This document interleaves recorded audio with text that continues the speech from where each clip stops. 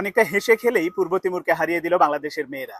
এবং এই জয়টা যে প্রত্যাশিতই ছিল সেটা বোঝাই যাচ্ছিল আগের ম্যাচের পারফরমেন্স দেখে। কারণ তারা দক্ষিণ কোরিয়ার বিপক্ষে পূর্ব তিমুর যে পারফরমেন্স করেছিল বা বাংলাদেশের যে পারফরমেন্স, দুটোর তুলনামূলক বিচারে বাংলাদেশ এই ম্যাচে সহজেই জয় পাবে এটা বোঝাই যাচ্ছিল, হয়েছেও তাই।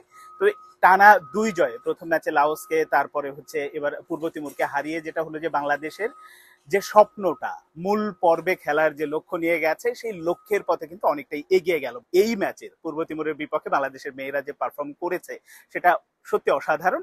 এবং একটা গোলের কথা আসলে না বললেই নয়, যেটা শান্তি মার্ডি গোল করেছে, অলিম্পিক গোল যেটাকে বলে, যে কর্নার কিক থেকে কোনো খেলোয়াড় যদি আসলে সরাসরি মানে কর্নার করলো, ওই বলটা যদি কারো স্পর্শ না লাগে, পক্ষ বা বিপক্ষ দলের কোনো খেলোয়াড়ের সরাসরি গোল বারে যায়, তাহলে সেটাকে অলিম্পিক গোল বলে। এবং সেই গোলটা করেছে শান্তি মার্ডি। এই গোলটা আসলে আলাদাভাবে বোধ হয় অনেকদিন স্মরণীয় হয়ে থাকবে।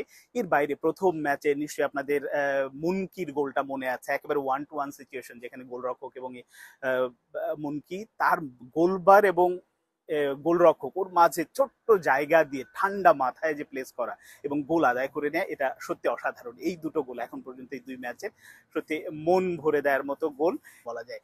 কারণ হচ্ছে যে এই গ্রুপে দক্ষিণ কোরিয়া আছে, যদিও মূল ম্যাচটা এখনো বাংলাদেশের বাকি, যে দক্ষিণ কোরিয়ার বিপক্ষে ওই ম্যাচে কেমন করে, ওই ম্যাচে কেমন করবে জানি না, কিন্তু এই দুই ম্যাচের পারফরমেন্স দেখার পরে এবং তুলনামূলক বিচার যদি করি, তাহলে কিন্তু আমি বাংলাদেশ দল নিয়ে খানিকটা আশাবাদী যে অন্তত দক্ষিণ কোরিয়ার বিপক্ষে বাংলাদেশ জিতবে কিনা, জেতার আশা করাটা একটুখানি বাড়াবাড়ি হবে, কিন্তু ড্র করবে এই বিশ্বাসটা কেন জানি মনের মধ্যে জন্ম নিয়েছে। এবং দেখা যাক শেষ পর্যন্ত কি হয়।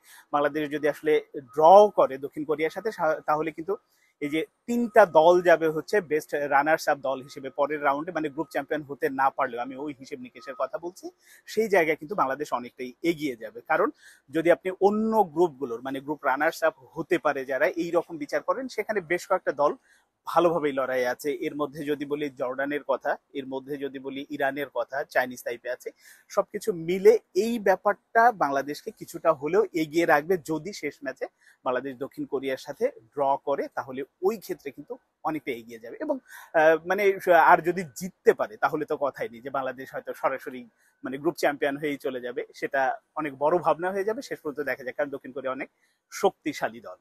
মানে বাংলাদেশের মেয়েরা যে আসলে এগিয়ে যাচ্ছে এবং তারা যে পারফর্ম যেভাবে করছে, আমরা এই যে বিশ্বকাপে খেলা বা অলিম্পিকে খেলার যে স্বপ্ন দেখছি, সেই এই ব্যাপারগুলো কিন্তু আসলে সেই স্বপ্ন পূরণের জন্য, সেই স্বপ্নটা বাস্তবায়নের জন্য আসলে আশা জাগায়, আশার সঞ্চার করে যে হ্যাঁ, হতে পারে এই মেয়েগুলোর কাছ থেকে অনেক কিছুই পাওয়া সম্ভব। শুধুমাত্র তাদের অল্প কিছু সুযোগ সুবিধা, আমরা অনেক কিছুই হয়তো দিতে পারি না, কিন্তু এই মেয়েরা নিজেদের উজাড় করে দেয় মাঠে, কি অসাধারণ পারফর্ম করে। এখন আমাদের এই যে অনূর্ধ্ব 20 দল, এটা 17 দল সামনে খেলবে, জাতীয় দলের সবকিছু মিলে যে ব্যস্ততা আছে, এই পারফরমেন্সটা ধরে রাখতে পারলে বাংলাদেশ কিন্তু অবশ্যই ভালো করবে। আমি ওই যে এর আগের একটা কন্টেন্টে বলেছি যে এই বিশ্বকাপে খেলতে না পারেও বাংলাদেশ কিন্তু পরের বিশ্বকাপে খেলবে, এইরকম একটা আশা বা স্বপ্ন আমার মনের মধ্যে উকি দিয়েছে, বা এখন থেকে আমি বিশ্বাস করতে শুরু করেছি সেটা পারবে। বাংলাদেশের মেয়েদের এই যে পারফরমেন্স যেভাবে এগোচ্ছে, এটা আসলে আশাবাদী হওয়ার মতো অনেক অনেক দিক আছে।